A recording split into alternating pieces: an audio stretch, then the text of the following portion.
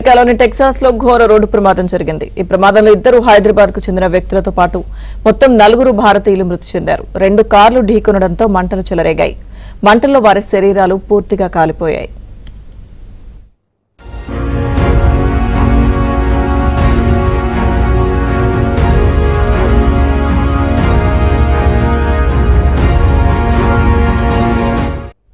మృతుల్లో కూకట్పల్లికి చెందిన ఔరంపాటి ఆర్యన్ రఘునాథ్, BHEL కు చెందిన ఫారూక్ షేక్, తమిళనాడుకు చెందిన దర్శిని వాసుదేవన్తో పాటు లోకేష్ అనే వ్యక్తి దుర్మరణం పాలయ్యారు.